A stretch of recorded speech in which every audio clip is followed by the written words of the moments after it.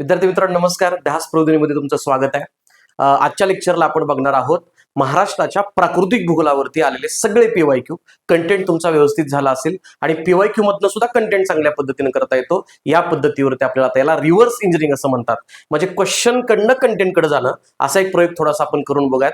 तुम्हाला तो आवडतोय का बघा. कारण कंटेंट तर आपण प्रत्येक गोष्टीचा करत असतो, पण पीवायक्यूच्या माध्यमातून कंटेंट पर्यंत पोहोचता आलं आणि आपण केलेला कंटेंट जर पीवायक्यूला मॅच झाला तर ते आपण एक म्हणतो बूस्ट जो आहे तो आपल्या अभ्यासाला मिळत असतो. त्यामुळे हे आपण या पद्धतीने बघूयात. महाराष्ट्राच्या प्राकृतिक भूगोल या टॉपिकवरचे पीवायक्यू आहेत. मी फक्त 2020 ते 26 या 6 वर्षाचे पीवायक्यू कॅल्क्युलेट केले तर या टॉपिकवरती जवळपास 55 पीवायक्यू आहेत. म्हणजे 12 जुलै 2026 ला झालेल्या गट क च्या मुख्य परीक्षेपर्यंत यावरती 55 पीवायक्यू आहेत. हे 55 पीवायक्यू म्हणजे आपण दरवर्षी धरलं तर किमान 10 पीवायक्यू या टॉपिकवरती येत आहेत आणि एका परीक्षेला किमान 2 ते 3 पीवायक्यू येतात. त्यामुळे महाराष्ट्राच्या भूगोलाचा हा सर्वात महत्त्वाचा टॉपिक आहे आणि तुम्हाला कळेल एक एक पीवायक्यू बघताना तुम्हाला कळेल की येस आपण यातला कंटेंट बघितलाय आणि जो नवीन कंटेंट आहे त्याच्यावरून आपल्याला पुन्हा काही कंटेंटच्या ऍडिशनला जाता येतं. आता बघा, पहिल्यांदा गट ब पूर्व परीक्षा 2024 चा पीवायक्यू आहे. त्याच्यामध्ये त्यांनी काय विचारले, घाट आणि रस्ते. आता यावेळेला काय करायचं, प्रत्येक वेळेला पीवायक्यू करताना टॉपिक आणि सब टॉपिक एनालिसिस करायचा. हा टॉपिक कुठला आहे? हा टॉपिक आहे तुमचा महाराष्ट्रामध्ये तुमचा पश्चिम घाट. हा तुमचा मेन टॉपिक आहे किंवा सह्याद्री आपण त्याला म्हणतो आणि त्याच्यामधला तुमचे घाट जे आहेत तो तुमचा सब टॉपिक आला. आता घाट काय विचारले तुम्हाला, फोंडा, माळशेज, हनुमंते, थळ असे प्रश्न आले ना, कितीही सोपा कितीही अवघड प्रश्न असू द्यात, यामधलं तुमच्या ओळखीचं पहिलं काय आहे ते एनालिसिस करायचं आणि त्याच्यावरनं प्रश्न सोडवायचा प्रयत्न करायचा. कारण तुम्हाला वेळ कमी असतो. कंबाईनच्या परीक्षेमध्ये विचार केला तर 1 तास आहे, राज्यसेवेला 2 तास आहे, तिथं अडचण येत नाही. कंबाईनला मात्र 1 तास असतो. त्यावेळेला आपण याच पद्धतीने गेलं पाहिजे. म्हणजे कुठलाही पीवायक्यू आला राज्यसेवा किंवा कंबाईनचा तो चुकणार नाही. इथं आपल्याला बघावं लागतं. आता मला सांगा 4 मध्ये, आता अभ्यास चांगला असेल तर सगळंच माहित असतं आपल्याला, पण इन केस सगळ्यात सोपं करायचं झालं तर काय झालं, तुमचा थळ. आणि आपण कसं पाठ केलं तर थाळ्या वाजवत जायचंय मुंबईवरनं नाशिकला आणि बोरं खात जायचंय मुंबईवरनं पुण्याला. सो इथं आला तुमचा मुंबई आणि नाशिक. त्यामुळे ड ला किती आलं तुमचं, 1 आलं. पण ड ला 1 असणारे तुमचे 2 ऑप्शन आहेत. इथं हे 2 ऑप्शन तुमचे थेट कॅन्सल झाले. आता मला दुसरीकडे जाता येते. आता याच्यामधला अजून एक सोपा घाट कुठला आहे तुमचा, माळशेजचा घाट. कुठे येतो, ठाणे आणि अहमदनगर मार्गावरती किंवा कल्याणच्या मार्गावरती, अहमदनगर कल्याण. त्यामुळे ब ला आलं तुमचं 3, ब ला आलं 3. आता आयोगाने पण प्रश्न सोपा नाही केला, आयोगाने हा प्रश्न अवघड कॅटेगरीमध्ये केला. म्हणजे 2 हे बघितलं तरी आपल्याला जोड्या सुटल्या नाहीत. तशा बऱ्यापैकी सोप्या जोड्या असतात ते 2 ऑप्शनवरून सुटतात. मग आता कुठे जायचंय, फोंडा आणि हनुमंते. मी तुम्हाला घाट टॉपिक शिकवताना असं सांगितलं होतं की कोल्हापूरच्या साईडला 5 ते 6 घाट आहेत. कोल्हापूरवरनं रत्नागिरी, कोल्हापूरवरनं सावंतवाडी, कोल्हापूरवरनं वैभववाडी, असे खूप सारे घाट तुम्हाला या ठिकाणी येतात. तर तिथं अडचण होऊ शकते. आता बघा, यातला अजून सोपा घाट कुठला, हनुमंते घाट. कुठे येतो, कोल्हापूरवरनं कुडाळला जातो. त्यामुळे क ला तुमचं उत्तर 2 येणार आहे आणि क ला 2 येणारा एक ऑप्शन तुमचा इथं राहतो आणि अशा पद्धतीनं तुम्हाला जोड्या लावायचा प्रश्न सुटतो. राहिला तुमचा फोंडा घाट. फोंडा घाट तुमचा कोल्हापूर ते पणजी किंवा सावंतवाडीच्या साईडला कोल्हापूरला जातो आणि तिथून तुम्हाला पणजीला जाता येतं. त्यामुळे अ ला तुमचं 4 आहे. त्यामुळे या प्रश्नाचा करेक्ट ऑप्शन तुमचा पर्याय क्रमांक 4 आला. आता हा प्रश्न येऊन गेला. याचा अर्थ महाराष्ट्रामधले घाटा तुमचा हॉट टॉपिक असणार आहे. म्हणजे अगदी तुमच्या आउटरम लळिंग पासून ते खाली तुमच्या आंबोली घाटापर्यंत सगळे घाट तुम्हाला व्यवस्थित माहित पाहिजेत. आता याच टॉपिक मध्ये घाटावरचे जवळपास 10 ते 12 प्रश्न आहेत. त्यामुळे तेवढे प्रश्न केले की घाटा टॉपिक आपला राहतच नाहीये. या पद्धतीने आपण व्यवस्थित करू शकतो. आपल्या महाराष्ट्राचा भूगोल जिस्टॉप महाराष्ट्राच्या द्वितीय आवृत्तीमध्ये आपण हे घाट जवळपास 32 घाट मी लिस्ट केलेत. लेक्चरमध्ये शिकवताना 32 पैकी अजून कोणते महत्वाचे करायचे ते पण सांगितलेत. त्यामुळे 32 तर करायचे आहेत आणि त्याच्यावरली सिलेक्टिव्हली करायचे झाले तर तुम्हाला या पद्धतीने फायदा होऊ शकतो. आता जी रिसेंटची गट क ची परीक्षा आहे, तलाठी भरती ज्याला म्हणतो, तलाठी नाहीये ती घट क ची परीक्षा आहे. आता सगळे तलाठी म्हणतायत म्हणून म्हणावं लागते. तिथं सुद्धा एवढा टॉपिक केला तरी तुम्हाला याच्यावरचा 1 मार्क फिक्स येऊ शकतो आणि हा प्रेडिक्शनचा टॉपिक आहे. याच्यावरती प्रश्न 100% येणार. त्यानंतर पुढे शंभू महादेवाची डोंगर डॅश डॅश नद्यांच्या दरम्यान आहे. मला सांगा टॉपिक कुठला आहे. हा टॉपिक आहे तुमचा महाराष्ट्र पठार आणि महाराष्ट्र पठाराच्या उपरांग आपण बघितलं, आठवते का? त्याच्यामध्ये आपण सगळ्यात वरती बघितलं होतं तुमचा विंध्य पर्वत आणि मग नर्मदा नदी, मग सातपुडा, मग तापी. अशा पद्धतीने आपण कालपर्यंत आलतो आणि प्रश्न विचारलाय तुम्हाला शंभू महादेव. आता रिव्हर्स इंजिनिअरिंग म्हणजे काय, आता बघा प्रश्न तुम्हाला दिलाय तापी गोदावरी, गोदावरी भीमा, भीमा कृष्णा आणि कोयना कृष्णा या नद्यांच्या विभागाच्या डोंगर रांगा तुम्ही बघितलेल्या आहेत. कसं बघितलंय, पहिली ती तुमची सातमाळा अजिंठा, मग त्यानंतर हरिश्चंद्र बालाघाट आणि त्यानंतर तुमची शंभू महादेव. आठवते का? शंभू महादेवच्या खालच्या साईडला तुमची कोण येणार आहे? कृष्णा. त्याच्यावरती कोण येणार आहे? तुमची भीमा. त्याच्यावरती कोण येणार आहे? तुमची गोदावरी. आणि त्याच्यावरती कोण येणार आहे? तुमची तापी. म्हणजे तापी आणि गोदावरीच्या मध्ये तुमची सातमाळा अजिंठा आहे. गोदावरी आणि भीमाच्या मध्ये हरिश्चंद्र बालाघाट आहे. आणि भीमा आणि कृष्णाच्या मध्ये तुमची कोण येणार आहे? तुमची शंभू महादेव. त्यामुळे उत्तर तुमचं आलं भीमा आणि कृष्णा. उद्या तुम्हाला हे सुद्धा प्रश्न विचारले जातील. सो त्या अँगलने आपल्याला इथं लक्षात ठेवायचं आहे. कळतंय का? कंटेंट स्ट्रॉंग आहे, पीवायक्यू सुटतो. पीवायक्यूचा कंटेंटचं रिव्हर्सिंग केलं, कंटेंट पर्यंत पोहोचता येतं. ही बेस्ट मेथोडॉलॉजी आहे मार्क्स मिळवण्याची. त्यानंतर पुढे बघा, खालीलपैकी कोणते विधान किंवा विधाने बरोबर आहेत?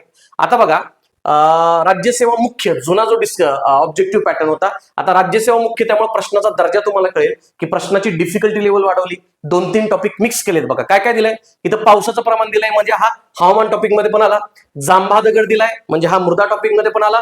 आणि प्लस तुमचं इथं कोकण किनारपट्टी दिलेली आहे म्हणजे हा प्राकृतिक भूगोल पण आला. आणि असं मिक्सिंग केलेलं आहे. आपण शांतपणे वाचूयात. पहिलं, पाचगणी येथे सापडणारा जांभा दगड हा बेसॉल्टच्या रासायनिक विदारणापासून तयार होतो असं सांगितलंय. आता थोडंसं इथं थांबलं पाहिजे. मृदा नावाचा टॉपिक जो येतो हा तुमचा मी नंतर घेणारच आहे. पण मृदा या टॉपिक मध्ये 2 प्रकारच्या मातींमध्ये तुमचं कन्फ्युजन होतं. एक असते तुमची जांभी माती आणि एक असते तुमची तांबडी माती. आता एक नेहमी लक्षात ठेवायचं, जांभी माती आणि तांबड्या मातीमध्ये या दोन्हीकडे तुमचा लालसर कलर असतो आणि त्याच्यामध्ये आयर्न आणि अल्युमिनियम हे 2 कंटेंट नेहमी जास्त असतात. आता जर दोन्हीकडे जर आयर्न आणि अल्युमिनियम असेल तर या मातीला डिस्टिंग्विश कसं करायचं? या मातीला ओळखायचं कसं? तर या मातीला ओळखण्याची एक ट्रिक आहे. या माती तयार कशा होतात? जांभी माती ही तुमची दक्षिण कोकणात आढळते आणि तांबडी माती ही उत्तर कोकण किंवा भंडारा गोंदियाच्या भागात आढळते. दक्षिण कोकणामध्ये उत्तर कोकणापेक्षा जास्त पाऊस आहे, त्यामुळे इथं आयर्न आणि अल्युमिनियमचं पाण्यासोबत, आता वॉटरला आपण युनिव्हर्सल सॉल्व्हंट म्हणतो, त्यामुळे तिचं पाण्यासोबत तुमचं केमिकल वेदरिंग होतं, केमिकल रिॲक्शन होते. आणि तांबड्या मातीमध्ये तुलनेनं पाऊस थोडा कमी आहे, त्यामुळं इथं पाण्याची केमिकल वेदरिंग होत नाही, इथं तुमचं फिजिकल वेदरिंग होतं. आणि हा झाला यामधला मेन डिफरन्स. आता आपल्याला काय बघायचंय? जांभी माती आली की असा रिजन शोधायचा जिथं पावसाचं प्रमाण नॉर्मल पेक्षा जास्त आहे. आणि मग आता प्रश्न कर जरा, पाचगणी येथे आढळणारा जांभा दगड. आता त्यांनी स्वतः सांगितलंय की पाचगणीला जांभा दगड सापडतो, कारण त्यांनी विचारले की बेसॉल्टच्या रासायनिक विदारणापासून तयार झालाय. आता तुम्हाला माहितीये महाराष्ट्र पठार हे ज्वालामुखीच्या उद्रेकानं बनलेले लाव्हा सगळीकडे बेसॉल्टचा खडक होता. त्या बेसॉल्टच्या खडकावरती प्रक्रिया होत गेल्या, पाण्याची युनिव्हर्सल सॉल्व्हंटची प्रक्रिया झाली. तिथं केमिकल वेदरिंग असू शकतं का? तर 100% केमिकल वेदरिंग असणार आहे. इथं आपण आत्ताच सांगितलंय, जांभा दिसलं की तिथं केमिकल वेदरिंग असणार आहे. दुसरं, महाबळेश्वर येथे जांभा दगड आढळतो कारण, आता बघा, दक्षिण कोकणामध्ये प्रायमरीली आपल्याकडे जांभी माती किंवा जांभा दगड आढळतो, पण तो महाबळेश्वर पाचगणीला आहे का? ते स्वतः कन्व्हिन्स करतायत. काय कन्व्हिन्स करतायत? इथं 3000 mm पेक्षा जास्त पाऊस आहे. महाराष्ट्रामध्ये जिथं अति जास्त पावसाचं प्रमाण आहे तिथं तुम्हाला जांभी माती किंवा जांभा दगड आढळतो, कारण तिथं रासायनिक विदारण म्हणजे केमिकल वेदरिंग होतं. सो सपोर्ट करणारं विधान दिलंय, त्यामुळे हा दुसरा विधान किंवा दुसरं वाक्य सुद्धा बरोबर आहे. आणि तिसरं, कोकण किनारपट्टीच्या प्रदेशात आढळणारा म्हणजे कुठं? पर्टिक्युलरली दक्षिण कोकण, हा जांभा दगड दुय्यम स्वरूपाचा आहे. कारण सुरुवातीला ज्यावेळेला लावारसाचा उद्रेक झाला, लावारस साचला, त्यावेळेला बेसॉल्टचा खडक होता, त्याच्यावरती काल परतवे खूप दिवसांपासून केमिकलिंग वेदरिंग होत गेलं. त्यामुळे प्रायमरी रॉक जो आहे तो प्रायमरी रॉक चेंज झाला आणि त्याचं सेकंडरी रॉक मध्ये ट्रान्सफॉर्मेशन झालं. त्यामुळे तो दुय्यम स्वरूपाचा आहे का? तर 100% दुय्यम स्वरूपाचा आहे. अजून लक्षात ठेवण्यासाठी तुम्ही कधी ट्रेकिंग वगैरे केलं असेल कोकणामध्ये, रस्त्याच्या कडेला ज्यावेळेला डोंगर फोडला जातो त्यावेळेला तो ढासळतो चांगला आणि त्याचे पापुद्रे निघतात तुम्हाला इझिली, कारण तो सेकंडरी स्वरूपाचा आहे. त्यामुळे हे सुद्धा विधान बरोबर आहे. अ ब क अशी 3 विधानं बरोबर. त्यामुळे उत्तर आलं तुमचं 4. तिसऱ्या प्रश्नाचं उत्तर आलं तुमचं 4. कळतंय का? हे अशा पद्धतीने जायचंय. मुद्दाम या टॉपिक मध्ये मी थोडंसं डेप्थला जातोय आणि हा 2-3 टॉपिकचा मिक्स आहे. पुढे जाऊन तुमचं हवामान होणार आहे, पुढे जाऊन तुमचं मी तुम्हाला मृदा हा टॉपिक शिकवणार आहे, तिथं ते अजून चांगलं क्लिअर होईल, त्यावेळेला लक्षात घ्या. आता मात्र या चॅप्टरच्या संदर्भाने आपल्याला हे बघावं लागेल. पुढे झालंय बघा, रिया प्रकारचे किनारे केव्हा तयार होतात? पुन्हा एकदा राज्यसेवा मुख्य जानेवारी 24 म्हणजे हा प्रश्न डिफिकल्ट झाला. मी तुम्हाला लेक्चरला शिकवताना काय सांगितलं होतं? महाराष्ट्राची जी किनारपट्टी आहे ती कशी आहे? दंतूर प्रकारची आहे, बरोबर? ती नैसर्गिक प्रकारची आहे. परत मी तुम्हाला सांगितलं होतं ती प्रस्तरभंगामुळे तयार झालेली आहे. आणि तिसरा शब्द आपण तिथं होता, ती किनारपट्टी रिया प्रकारची आहे. मी तुम्हाला शिकवताना हेही सांगितलं होतं की दंतूर प्रकारची म्हणजे इंटेंडेड आहे ती, बरोबर. त्यानंतर प्रस्तरभंग म्हणजे काय, सह्याद्री हा तुमचा गट पर्वत आहे आणि त्यामुळं कोकणाकडचा भाग खाली खचला, तिथं फॉल्टिंग तयार झालं म्हणून प्रस्तरभंगामुळे ती तयार झाली. उद्या कदाचित याच्यावरती सुद्धा प्रश्न येऊ शकतो लेअर 2. आणि हे प्रश्न ऑलरेडी येऊन गेले 2020-21 ला की महाराष्ट्राच्या कोकणची किनारपट्टी रिया प्रकारची आहे. पण याच्यावरचा लेअर 2 चा प्रश्न काय असणार आहे, लेअर 2 चा प्रश्न असणार आहे की रिया किनारपट्टी कशामुळे तयार होते. जुन्या बॅचची पोरं आहेत त्यांना विचारायचं की ऑलरेडी हा प्रश्न आपण लेक्चरमध्ये प्रेडिक्ट केलेला होता आणि प्रश्न आला की रिया किनारे केव्हा तयार होतात. रिया किनारे केव्हा तयार होतात, ही तुमची समुद्र किनारपट्टी आहे आणि इकडच्या साईडला तुमचा समुद्र आहे. समुद्राच्या आतमध्ये काही जलमग्न रांगा असतात आणि त्या रांगा जर समुद्र किनाऱ्याला परपेंडिक्युलर असतील तर तिथं नैसर्गिक बंदर तयार होतात. ही एक कंडिशन. आणि इकडून ज्यावेळेला कोकणातल्या तुमच्या पश्चिम नद्या येतात त्यावेळेला त्यांच्या खाड्या तयार केल्या जातात. या खाड्या भरतीच्या वेळेला पाण्याखाली जातात आणि खाड्या पाण्याखाली गेल्यामुळं रिया किनारपट्टी तयार होऊ शकते. आता याच खाड्यांना हिंदीमध्ये मुहाणे असं म्हटलं जातं आणि मुहाणे म्हणजेच खाड्या पाण्याखाली गेल्यामुळं ही तुमची रिया किनारपट्टी तयार होते. दिस इज युअर लेअर 2. लेअर 1 चा क्वेश्चन काय असू शकतो, महाराष्ट्राची किनारपट्टी प्रस्तरभंगाने तयार झाली, महाराष्ट्राची किनारपट्टी रिया प्रकारची आहे, हे लेअर 1 झालं. पण रिया किनारपट्टी का तयार झाली हे ऑलरेडी आपण बघितलेलं होतं. सो उत्तर तुमचं येणार आहे 4चं 1. अशा प्रकारचे ऍडव्हान्स प्रश्न सुद्धा येतात आणि स्पेशली हे राज्यसेवेच्या कॅटेगरीतले प्रश्न आहेत. कळतंय का जनता? All good. उसके बाद 5 नंबरचा प्रश्न तुम्हाला दिसतोय बघा. आता काय म्हणते 5 नंबरचा प्रश्न, हा जोड्या जुळवा. आता हा स्पेशल अप्रोचचा प्रश्न मी तुम्हाला म्हणलो होता ना, आता बॅचचा फायदा करून घ्यायचा असेल तर अप्रोच पण कळला पाहिजे. सगळंच पुस्तकात नसते आणि हे माझ्याच काय कुणाच्याही पुस्तकामध्ये तुम्हाला सापडणार. इथं तुम्हाला 100% अप्रोच आहे. मला सांगा काय विचारलंय, किल्ले, आणि तो किल्ल्याचं एक्झॅक्ट लोकेशन विचारलंय. तुम्ही तो उरी पिक्चर बघितला असेल बघा, तो विकी कौशल असा घड्याळमध्ये बघतो एक्झॅक्ट लोकेशनसाठी, म्हणजे अक्षरवृत्त तुम्हाला लोकेशन शोधण्यासाठी कामाला येतात. आता एक लक्षात ठेवायचं, हे काय कुणी पाठ केलेलं नसतंय, कुणीही पाठ केलेलं नसतं, पण याचा अप्रोच सांगतो, हा अप्रोच लक्षात घ्यायचा. समजा आपण काय करूया तिथं आता प्रॉपर महाराष्ट्राचा अक्षवृत्ती विस्तार तुम्ही केलेला आहे बघा. किती अक्षवृत्ती विस्तार आहे तुमचा, 15 डिग्री ते 22 डिग्री उत्तर हे पण केलंय आणि रेखावृत्ती विस्तार केलाय 72 36 पूर्व ते तुमचा 80 54 पूर्व इथपर्यंत तुम्ही केलंय. म्हणजे महाराष्ट्राचा अक्षवृत्ती विस्तार तुमचा 15 डिग्री ते 22 डिग्रीच्या मध्ये आहे, हे लक्षात घ्यायचं. आता प्रश्नामध्ये चला, प्रश्नामध्ये दिले किल्ले. तुम्हाला माहित आहे प्रतापगड कुठे आहे तुमचा, प्रतापगड हा तुमचा सातारा जिल्ह्यामध्ये महाबळेश्वरच्या पलीकडं. त्यानंतर दौलताबाद कुठे आहे तुमचा, छत्रपती संभाजीनगर मध्ये आहे. नळदुर्ग कुठे आहे तुमचा, नळदुर्ग तुमचा धाराशिव मध्ये आहे. चला काढा की लोकेशन तुमचे. म्हणजे समजा धाराशिव माझं या साईडला येणार आहे, प्रतापगड माझं या साईडला येणार आहे आणि दौलताबाद माझं या साईडला येणार आहे. मला यशवंतगड माहित नसला तरी चालेल. म्हणजे मी जर जोड्या लावल्या तर 15 ते 22 मध्ये सगळ्यात उत्तरेला कोण येणार आहे, 15 ते 22 मध्ये सगळ्यात उत्तरेला येणार आहे तुमचा दौलताबादचा किल्ला. त्यामुळे असा ऑप्शन शोधायचा जो सर्वात उत्तरेकडे म्हणजे 22च्या जवळ असेल आणि त्याची दौलताबाद सोबत जोडी लावायची. बघा बरं अप्रोच लागतोय का, दौलताबादला यातला 22च्या सगळ्यात जवळचा ऑप्शन म्हणजे ब ला 2 म्हणजे 19 डिग्री आणि 94 कला लागू शकतं. ब ला जर समजा मी 2 ऑप्शन दिला, ब ला जर समजा मी 2 ऑप्शन दिला, असा माझा एकच ऑप्शन आहे आणि त्याच्यावरनं माझं थेट प्रश्न सुटत आहे. उत्तर निघलं, पुस्तकामध्ये नव्हतं. वाचल्या वाचल्या प्रश्न अवघड वाटला, पण जर तुमचा अप्रोच डेव्हलप झाला असेल, तुमचं लॉजिक डेव्हलप झालं असेल तर उत्तर माझं डायरेक्ट निघतं. याच्यावरनं बघा बरं आपण लावलेलं लॉजिक बरोबर आहे का. अ ला त्यांनी 3 लावले, अ ला 3 लावले 17 म्हणजे खाली आला त्याच्या. नंतर नळदुर्ग लावलाय, क ला त्यांनी 4 लावले. आता बघा हे किती क्लोज आहे बघा ना, म्हणजे इकडचा तुमचा धाराशिव आणि इकडे तुमचा सातारा कदाचित पॅरलल असू शकतो, बरोबर, एकदम क्लोज आहे ते. आणि त्यानंतर तुमचा यशवंतगडाला एकदम खालच्या साईडला तुमचा सिंधुदुर्ग कोल्हापूरच्या बाजूला आलेला आहे, तर तो एक लक्षात ठेवायचा. सो उत्तर निघालं तुमचं. याला म्हणायचं अप्रोच वरनं सुटणारे प्रश्न. मी आजही सांगतो, कुठलाही शिक्षक घ्या, कुठलाही मास्तर घ्या, 100% प्रश्न बॅचमध्ये नसतील. हा 80% 90% अॅक्युरेसी आपण स्वतः आपल्या पुस्तकातून बॅचमधनं मागच्या 4 वर्षात अॅक्वायर केले, पण अशा प्रकारचे प्रश्न तुम्हाला अप्रोचनं सोडावे लागतील, हे आपल्याला घ्यायचं. ऑल गुड, क्लिअर आहे सगळे. चलो नेक्स्ट प्रश्न आहे तुमचा. काय म्हणतोय, खालील विधानांचा विचार करा. जानेवारी 2024च्या राज्यसेवेच्या मुख्यचाच प्रश्न आहे आणि हा पर्टिक्युलरली हवामान या टॉपिकचा प्रश्न आलेला आहे बरं का.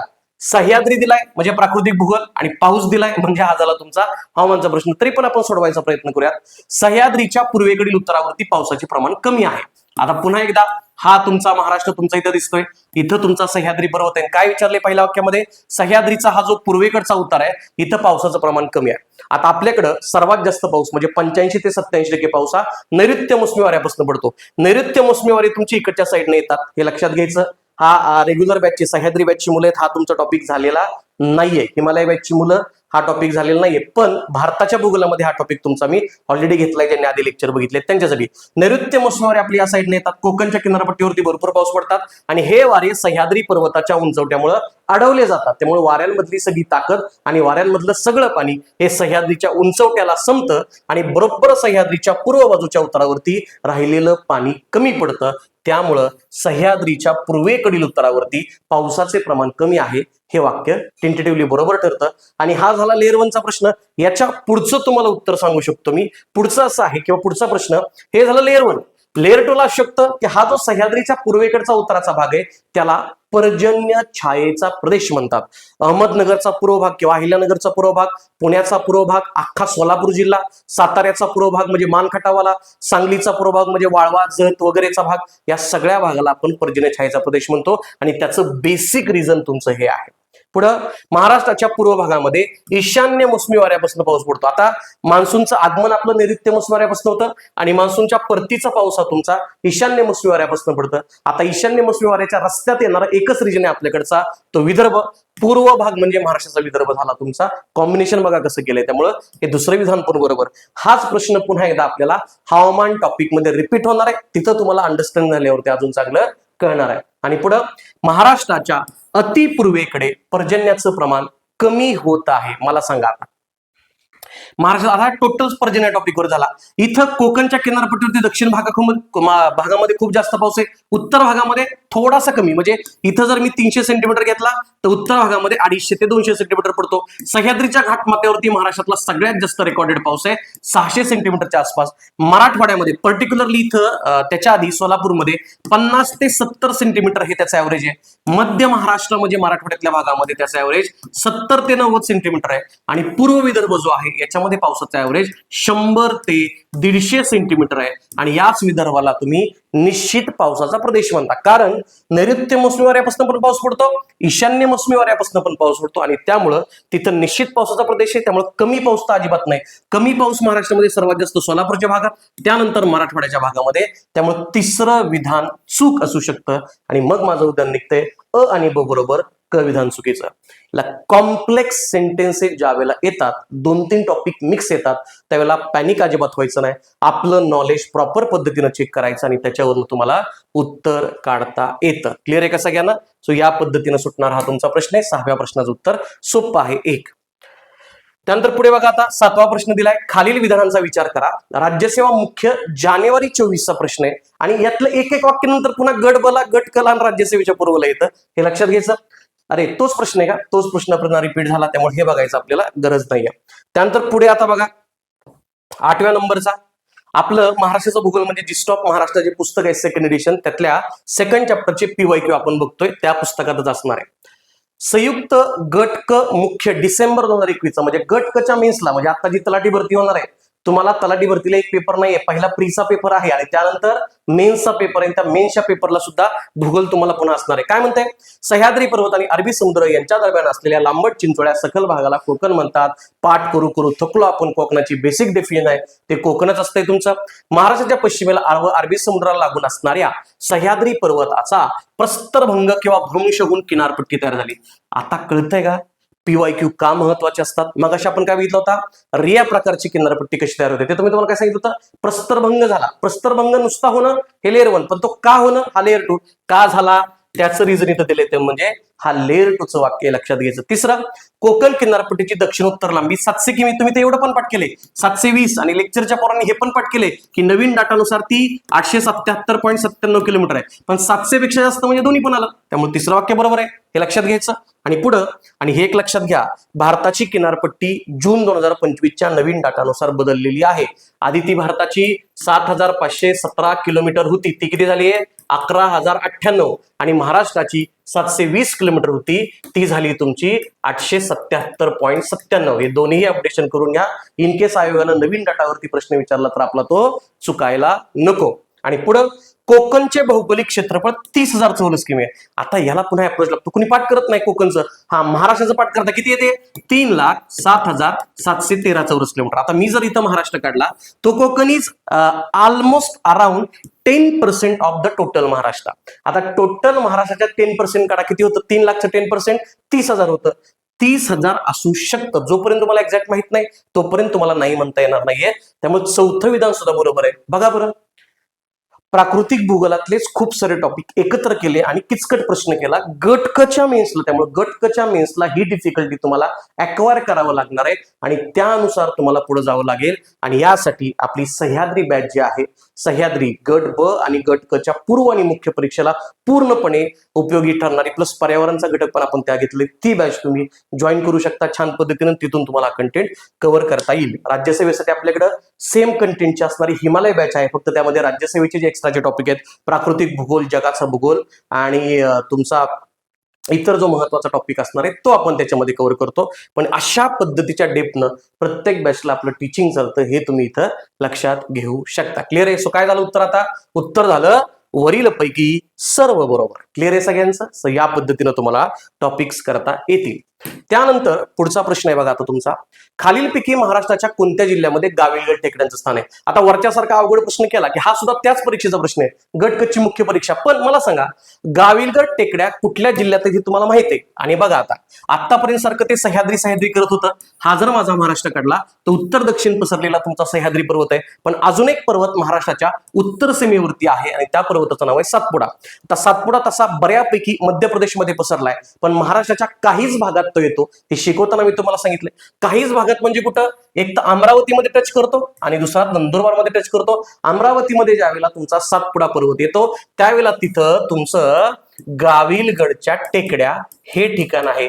गाविलगड शेजारीच तुमचं चिखलदरा हे सुद्धा ठिकाण आहे. ओके, आणि तिथंच तुमचा वैराटचा डोंगर हे सर्वोच्च शिखर आहे. वैराटच्या डोंगराची उंची सुद्धा तुम्ही पाठ केली 1177 मीटर. चिखलदराची तुम्ही पाठ केली आहे 1115 मीटर. इथपर्यंत गोष्टी क्लिअर केल्यात. म्हणजे गाविलगड दिसलं की अमरावती डोळे झाकून द्यायचं. आणि गाविलगडचे डोंगर हा सह्याद्री पर्वताचा नाही तर तो सातपुड्याचा भाग आहे, असं स्पेशल सांगितलंय. आता हा झाला लेयर 1 येऊन गेला. पुढचा प्रश्न काय असणार आहे तुमचा की सातपुडाच्या नंदुरबारच्या भागाला काय म्हणतात? सातपुडाच्या नंदुरबारच्या भागाला काय म्हटलं जातं? तोरणमाळ. हे झालं लेयर 1. दुसरं, तोरणमाळ हे थंड हवेचं ठिकाण आहे आणि याच्यामध्ये सातपुड्यातलं सर्वोच्च शिखर आहे ते आहे तुमचं अस्तंबा. हे अस्तंबा शिखर सातपुडा पर्वतातलं महाराष्ट्रातलं सर्वोच्च शिखर आहे, ज्याची उंची 1325 मीटर आहे. पण पुढे असा पण प्रश्न येऊ शकतो की टोटल सातपुडा पर्वतामधलं अजून सर्वोच्च शिखर सांगा. त्यावेळेला त्याचं उत्तर असणार आहे धूपगड. हे टोटल भारतातलं झालं, पण महाराष्ट्रातलं सातपुडा मधलं कुठलं आहे तुमचं? अस्तंबा. तर हे एक लक्षात ठेवायचं, हे नंदुरबार मध्ये येतं. आता सध्याचा प्रश्न कुठला आहे तुमचा? गाविलगड टेकड्या. गाविलगड टेकड्यामध्ये उत्तर तुमचं अमरावती आलं, म्हणजे फक्त ब आलं. उगाच प्रश्न मोठा केलेला आहे आणि असं होतं कधी कधी वेळ खायला, कारण एकच तास एक तरी पण प्रश्न सोडवायचा आहे. बाकी बीड तुम्ही डोंगरांची अपेक्षा करूच नका, तुमच्याकडे डोंगर फिंगर काय नसतात, हे आपल्या इथे लक्षात घ्यायचं. ठाण्यामध्ये पुन्हा एकदा सह्याद्री पसरलेला आहे, पण तितक्या ब्रॉड पद्धतीनं पसरलेला नाहीये. तो नाशिक आणि पुण्याच्या भागाला गेलेला आहे. कोल्हापूरमध्ये सह्याद्रीच्या रांगा आहेत, पण तिथं सर्वोच्च शिखर फारसे नाही. त्यामुळे उत्तर तुमचं डायरेक्ट अमरावती आलेलं आहे. याला म्हणतात बघा, एक प्रश्न झाला लेअर 1चा, त्याच्यावरनं लेअर 2 पण आपण करू शकतो. आणि अजून या गाविलगडच्या भागात इथं मेळघाटचा रिजन आहे, जिथं महाराष्ट्रामध्ये सर्वात जास्त कुपोषण सापडतं.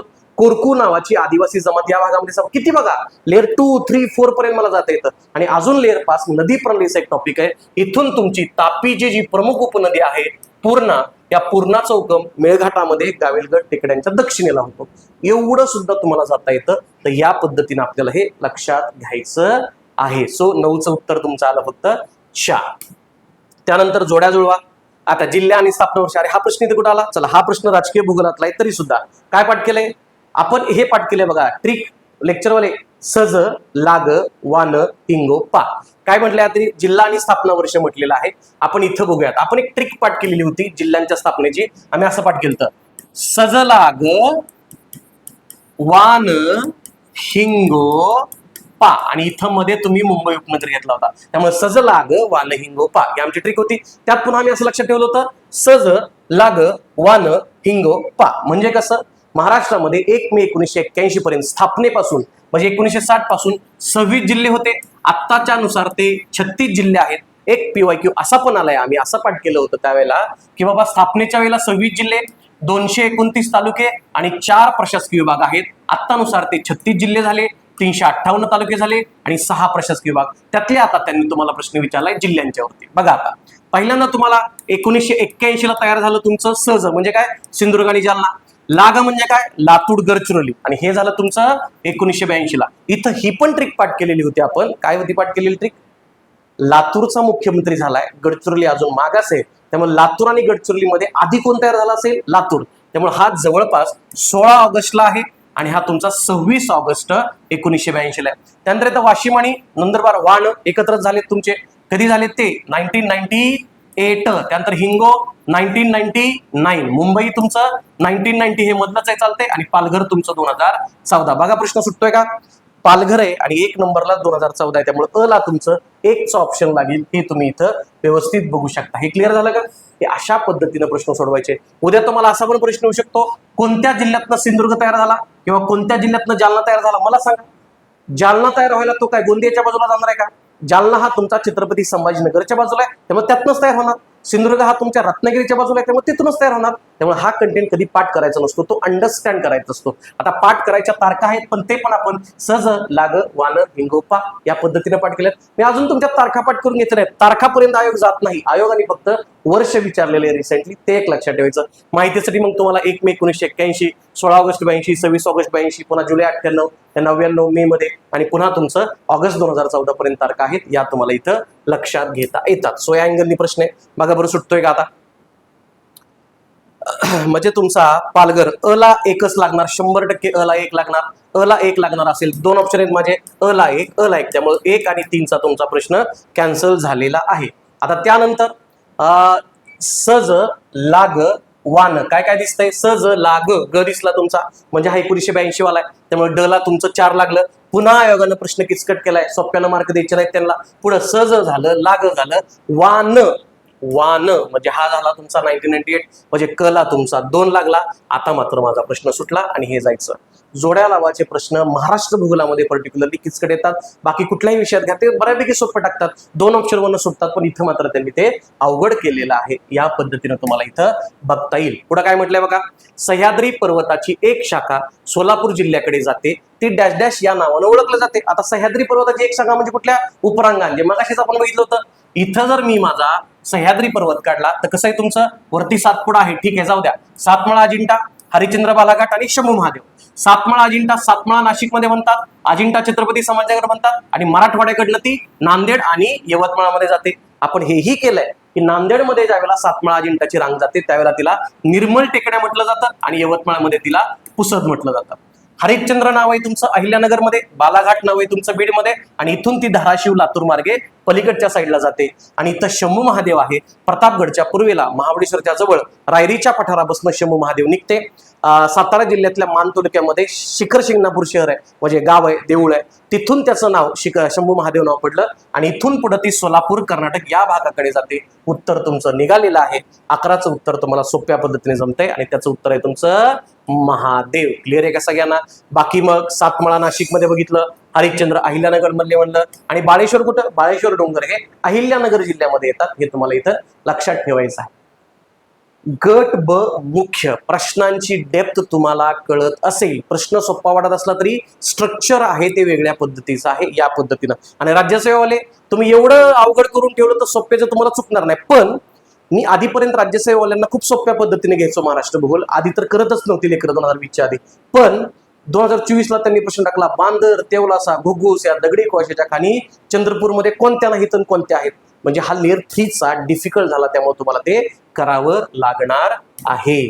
त्यानंतर बघा 12वा प्रश्न आहे, दख्खनचे पठार बेसॉल्ट आणि ग्रॅनाइट खडकांनी बनलेले आहे, कारण दख्खनचं पठार बेसॉल्ट आणि ग्रॅनाइट खडकांनी बनलेले, त्याचं कारण त्यांनी विचारलेलं आहे. सांगा बरं काय कारण असणार आहे? ओके, बेसॉल्ट आणि ग्रॅनाइट खडक आणि दख्खनचं पठार आहे, म्हणजे हा महाराष्ट्राच्या प्राकृतिक भूगोलाचा टॉपिक आहे. आणि महाराष्ट्राचं पठार जे आहे ते कशामुळे तयार झालं? ज्वालामुखीच्या उद्रेकातनं लाव्हा रस बाहेर आला. तो एकदा नाही, दोनदा नाही, तीनदा नाही, 40 वेळा बाहेर आला. आपण हे पण पाठ केलं की तो क्रिटॅशियस कालखंडामध्ये बाहेर आला, म्हणजे कधी 135 ते 70 दशलक्ष वर्षापूर्वी. प्रत्येक लाईनवरती प्रश्न आहेत मी सांगितलेले आता पुढे येणारच आहेत त्यावेळेला बघूयात. ओके, म्हणजे हा दख्खनच्या पठारातनं तुमचा लाव्हा रस बाहेर आला. लाव्हा रस कशातनं बाहेर पडणार आहे? तुमचा ज्वालामुखीच्या उद्रेकडनं बाहेर पडणार आहे. विषय संपला, उत्तर निघलं. पुढे दिसतोय ज्वालामुखी. अरे उष्णता जास्त आहे पण मला ज्वालामुखीचा रावरच पाहिजे, ते निघत नाहीये. ज्वालामुखी प्रक्रिया 100% येईल. आता बघा बऱ्याच जणांनी याचं उत्तर ब आणि क लिहिलं होतं. मला सांगा रे, भूकंप म्हणजे आतल्या भूभागाला तडे जातात पण भूकंपामध्ये लावारस बाहेर येत नाही. तिथं फक्त फॉल्टिंग होतं, आतल्या साईडनं तडे जातात. त्यामुळे भूकंपातनं लावरस बाहेर येणार नाही, लावरस तुमचा इथून बाहेर येणार. त्यामुळं लई पोरांनी त्यावेळेला या कुठली परीक्षा ही संयुक्त गट ब मुख्य नोव्हेंबर 23 पण उत्तर आयोगाचं फक्त ब इतकंच आहे. ज्वालामुखीच्या प्रक्रियेमधूनच तुमचे लावारस बाहेर येतात आणि लावारस. आता बघा याच्या पुढचा प्रश्न सांगतो. दख्खनचं पठार कसं तयार झालं ही प्रक्रिया विचारली. त्यातनं बेसॉल्ट आणि ग्रॅनाइट खडक तयार झाले. हे बेसॉल्ट आणि ग्रॅनाइट ब्रॉडली अग्नीज खडकाचे प्रकार आहेत. आता बघा हा बेसॉल्ट तुमचा महाराष्ट्र पठारावरती आला. बेसॉल्टचा खडक काळा आहे आणि खान तशी माती या पणीप्रमाणे किंवा दगड तशीय माती म्हणीप्रमाणे काळ्या कुळकुळीत खडकापासून बनलेली माती विदारणापासून काळी माती असते आणि म्हणून तर महाराष्ट्रातली सगळ्यात बेस्ट माती काळी कापसाची माती असते. हा झाला लेअर 2. कळतंय का? लेअर 3 म्हणू आपण त्याला. लेअर 1 तुमचा हा, लेअर 2 तुमचा हा आणि लेअर 3 तुमचा असा असू शकतो की बेसॉल्ट खडकापासून काळी माती बनली जाते. इतक्या डीप लेवलला जाता येतं. टॉपिक असा आहे आणि अशा प्रकारचा सगळा कंटेंट आपण आपल्या बॅचेसमध्ये कव्हर करतोय. आपलं पुस्तक जे आहे महाराष्ट्राचा भूगोल जिस्ट ऑफ महाराष्ट्र पुस्तक तुम्हाला खूप छोटं दिसेल 160 पानांचं, पण त्या 160 पानामध्ये जवळपास 1500 POIQचा संदर्भ घेऊन आपण ते पुस्तक तयार केले. त्यामुळे नक्की ते पुस्तक तुम्ही अभ्यासलं पाहिजे. कुठल्याही MPSCच्या कोणत्याही स्पर्धा परीक्षांच्या जिथं महाराष्ट्र भूगोल टॉपिक आहे तिथं. क्लिअर आहे सगळ्यांनी? सो या पद्धतीने तुम्हाला ते अभ्यास करायचा आहे. पुढे आता खालीलपैकी कोणतं बेट नाही, कुठला टॉपिक आहे? महाराष्ट्र प्राकृतिक भूगोल आणि त्याच्यामध्ये कोकणची किनारपट्टी हा टॉपिक आहे तुमचा. तिथली आपण बेटं बघितली होती. सालसेट मुंबईचं 7 बेटांचं शहर असं आपण बघितलं होतं. खांदेरी उंदेरी कुठं आलं तुमचं? रायगडमध्ये आलं. अरे साल्लेर मुल्लेर काय? साल्लेर हे महाराष्ट्रातलं पीक आहे. कसं आम्ही हसतो शिखरपाठ केली का नाही? कळसुबाई साल्लेर 2ऱ्या क्रमांकाचं सर्वोच्च पीक 1567 मीटर उंचीचं. त्यामुळे हे शिखर आहे, हे बेट नसणार आहे. त्यामुळे बेट नसण्याचा ऑप्शन बघा. बेट नसण्याचा ऑप्शन खांदेरी बेट आहे, हे बेट आहेत. फक्त ड बरोबर इथपर्यंत तुम्हाला इथं येता येणार आहे. कळतंय का? सो उत्तर निघलं तुमचं. प्रश्न क्रमांक 13चं उत्तर आहे तुमचं 3. कळतंय का? ओके. त्यानंतर पुढचा प्रश्न आहे थंड हवेची ठिकाणं कोणत्या जिल्ह्यामध्ये आहेत? आता हा तसा पर्यटनामधला प्रश्न येतो. PSI मेन्स ऑक्टोबर 23 एकदम सोपं आहे. कुणाला बी ढवळमानाने विचारलं सहली गेल्यात तुमच्या शाळेतल्या 4वी 5वी मध्ये महाबळेश्वर कुठे आहे? ते सातारामध्ये. महाबळेश्वर 5 गणी सातारामध्ये आहे. बघा बरं सोप्याकडनं. अला तुमचं 3 आलं, अला तुमचं 3 आलं. त्यानंतर नंदुरबार आत्ताच बघितलं ना, सातपुडाचा भाग नंदुरबार मधला काय? तोरणमाळा. बघा PYQचा कसा फायदा होतो. बला तुमचं 4 आहे, बला तुमचं 4 असणार आहे, हे लक्षात घ्यायचं. त्यानंतर पुणे, पुण्यामध्ये काय आता? लोणावळा खंडाळा गाणंच आहे. आतिका खंडाला आलं तर ते तुमचं कच 2 आलं, कच 2 आलं आणि पालघरमध्ये जव्हार आहे तुमचा तालुकाच आहे तिकडला. त्यामुळे उत्तर तुमचं 14चं एकदम सोपं आहे. 14चं उत्तर तुमचं 4. कळतंय? सो या पद्धतीने तुम्हाला बघावं लागेल. आणि त्यानंतर 15 नंबरचा प्रश्न आहे तुमचा महाराष्ट्रातील घाट. आला का परत? पहिल्या प्रश्नानं सुरुवात केली ती आपण घाटाला आणि 15वा प्रश्न बरोबर घाटावर आला. त्यातला एखादा PYQ रिपीट झालाय का बघा रे? आयोगाचा जावई. मी दरवेळेला म्हणतो जे प्रश्न रिपीट होतात त्या आयोगाचे जावई असतात. हनुमंते, आंबोली, फोंडा, थळ, बोर हे आयोगाचे, खंबाटकी आयोगाचे जावई आहेत. हनुमंते कुठे बघितलं होतं आपण? कोल्हापूर ते कुडाळ. त्यामुळे ड ला 2 हा आपल्या PYQ वरनं जातोय. ड ला 2, ड ला 2 भाई, ड ला 2 देणार एक. म्हणजे आयोगाने मागच्या प्रश्नात त्रास दिला, इथं त्रास दिला नाही. खंबाटकी कुठं? आता इथनंच उत्तर निघलं बरं का तुमचं. खंबाटकी कुठं? पुणे सातारा. त्यामुळे क ला किती आला तुमचा? 1 आला. त्यानंतर आंबोली कुठे तुमचं? सावंतवाडी बेळगाव. त्यामुळे ब ला तुमचं 4 आलं. आणि आंबेनळी घाट, आंबेनळी घाट तुम्ही बघितलं असेल आता रिसेंटली सातारला जाताना एक स्कॉर्पिओ गाडी पडली बघा. पोलादपूरवरनं ते महाबळेश्वरला येत होते. खूप सुंदर घाट आहे. मी स्वतः 5-6 वेळा घाटातनं गेलोय. पोलादपूर म्हणजे कोकणाकडनं महाबळेश्वरला जाताना प्रतापगड किल्ल्याची बॅक साईड तुम्हाला त्या साईडला दिसते. पण अत्यंत छोटा आणि घाटावरणाचा रस्ता आहे. त्यामुळं व्यवस्थित गाड्या चालवायच्या त्या ठिकाणी. सो हे तुमचं आंबेनळी आलं तुमचं. आता महाबळेश्वर महाड नाही, महाबळेश्वर महाडच्या तिथं ऍक्च्युली तुमचा पार किंवा रणतुंडी घाट आहे. त्यामुळे इथं मी खोडतो आणि इथं पोलादपूर लिहितो. हे टू बी व्हेरी स्पेसिफिक आहे. ओके, तर हे असं राहील आणि उत्तर तुमचं निघतंय. सो अशा पद्धतीनं हे आहे. आपण सेपरेटली आपली महाराष्ट्र भूगोलाची, भारताच्या भूगोलाची PYQ अनालिसिस बॅच सुद्धा लॉन्च केलेली आहे आपल्या ॲपवरती. तिथं तुम्हाला अशा प्रकारे रिव्हर्स इंजिनिअरिंग मेथडनं एक एक टॉपिकचे सेपरेट PYQ घेतले जातील मागच्या काही वर्षातले, आणि त्यातून तुमचा टॉपिक कव्हर करायचा प्रयत्न केला जाईल. ज्यांचा अभ्यास झालाय आणि रिव्हिजनची गरज आहे त्यांनी 100% PYQ अनालिसिस बॅच जी आहे ती तुम्ही जॉईन करू शकता. लेअरिंग मेथड आहे ती आपण इथं MPSC मध्ये दृढ केलेली मेथड आहे. 2020 पासून आधी ॲग्रिकल्चर शिकवायचं त्यावेळेला ही मेथड बेस्ट काम केलेली आहे, आणि मागच्या 4 वर्षांमध्ये आपण भूगोलाला सुद्धा ही मेथड चांगल्या पद्धतीने वापरलेली आहे. जे पोरं अजून चांगला अभ्यास करतायत त्यांच्यासाठी आपल्याकडे कंटेंटची बॅच आपली अवेलेबल आहे. संयुक्त गट ब आणि क च्या म्हणजे ग्रुप बी आणि सी च्या पूर्व अधिक मुख्य दोन्हीकडे भूगोल आहे तुमचा. म्हणजे तलाठी भरती जरी असली तरी एक पेपर आता नाहीये तुमचा, पूर्व आणि मुख्य दोन्ही आहे. त्यासाठी आपली सह्याद्री नावाची बॅच आहे. आता सह्याद्री बॅच मध्ये कंटेंट आणि आत्ताचे PYQ जसे आपण घेतोय ते दोन्ही कव्हर आहेत, आणि ज्यांना फक्त PYQ बॅच करायचे त्यांच्यासाठी ही PYQ ची बॅच सुद्धा असणार आहे. राज्यसेवेली लेकरं तुमच्यासाठी आपला ब्रँड आहे बेस्ट हिमालय बॅच तुमच्यासाठी आहे. त्याच्यामध्ये सर्व टॉपिक राज्यसेवेच्या पूर्वला असणारे आपण कव्हर करतोय, आणि या सगळ्याचा जो मेन क्रक्स आहे ते आपलं महाराष्ट्राचा भूगोल म्हणजे जिस्ट ऑफ महाराष्ट्र ध्यास प्रबोधिनी मार्फत प्रकाशित झालेलं आपलं पुस्तक आहे. या पुस्तकाच्या माध्यमातून हा सगळा डाटा आपण कव्हर करतोय. महाराष्ट्रामध्ये सर्व पुस्तक विक्रेत्यांकडे हे तुमचं आपलं पुस्तक जे आहे ते उपलब्ध आहे. मेहंदी कलरचा कव्हर आहे. लेखन आणि संपादन मी स्वतः प्रेमराज चव्हाण यांनी केलेला आहे. सर्व तो उपलब्ध आहे, आणि खुशखबर अशी या पुस्तकाची इंग्रजी आवृत्ती सुद्धा लवकरच तुमच्या भेटीसाठी येणार आहे. त्यामुळे जे विद्यार्थी स्पर्धा परीक्षांचा अभ्यास करतायत, स्पेशली आता सगळीकडे चर्चा असणारी 12 लाख फॉर्मवाली तलाठी भरती, संयुक्त गट क ची पूर्व परीक्षा आणि MPSCच्या सगळ्या परीक्षांसाठी तुम्हाला या प्रकारच्या बॅचेस उपलब्ध असू शकतात. जॉईन करण्यासाठी तुम्ही ध्यास प्रबोधिनी हे आपलं ऍप्लिकेशन आहे, इंग्लिशमध्ये टाका. हे तुम्हाला गुगल प्ले स्टोअरला मिळेल, आणि काही अडचण आली तर आपल्या अकॅडमीचा नंबर 959595 या नंबरवरती तुम्ही कॉन्टॅक्ट करू शकता. क्लिअर आहे. आपला टेलिग्राम चॅनल आहे प्रेमराज चव्हाण. या टेलिग्राम चॅनलवर तुम्हाला तो सगळा कंटेंट व्यवस्थित पद्धतीने मिळून जाईल. फक्त एक लक्ष ठेवा लेकरांनो, अभ्यास करायचा आहे. अभ्यासाला एक्सक्यूज नाही. जागा 10,000 जातील तुमच्या, पण तुम्ही अभ्यास नाही केला, पूर्वाला मस्त मेरिट कमी लागेल, तुम्ही पास व्हाल, पण मुख्यला पुन्हा अडकाल. आपल्याला फक्त पूर्व पास नाही व्हायची, आपल्याला फक्त मुख्य पास नाही व्हायचे, आपल्याला अंतिम यादीमध्ये यायचंय. हे आपलं लक्ष ठेवायचं. तुकाराम महाराजांनी सांगितलंच आहे, असाध्य ते साध्य करिता सायास कारण अभ्यास, आणि तो अभ्यास सुद्धा योग्य डायरेक्शनने असला पाहिजे. आणि त्यासाठी ध्यास प्रबोधिनी तुमच्या सगळ्यांच्या सोबत आहे. छानपैकी अभ्यास करायचा आहे तुम्हाला सगळ्यांना. ऑल द बेस्ट असणार आहे. हे तुम्ही इथं व्यवस्थित पद्धतीनं लक्षात ठेवू शकता.